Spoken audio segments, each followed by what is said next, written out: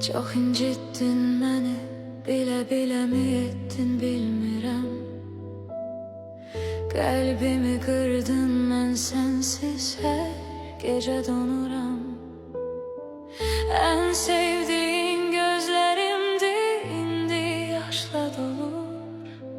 Her gece adını pıçıldayır bu solmuş ruhum. Hiç düşündün mü ağrıdan da kalbimi? Hiç yanmadın mı ağlattığın gözlerim için?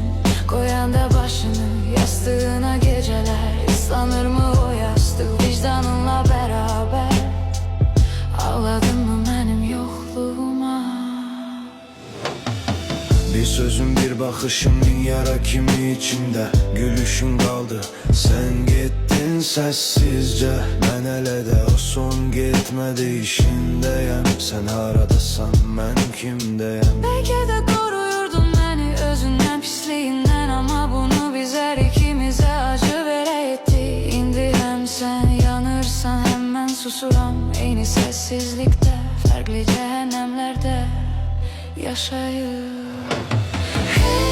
Hiç düşündün mü ağrıdan da kalbimi? Hiç yanmadın mı ağlattığın gözlerim için? Koyan da başını yastığına, geceler ıslanır mı o yastık vicdanınla beraber?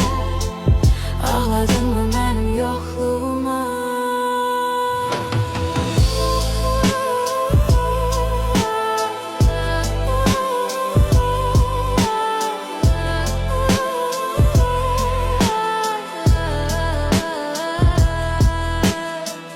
Çok incittin beni, belki de en çok özünü. Belki de bu sevgi değil, bu bir sınavdı. Severek yitirmeyinden sessiz halıdır.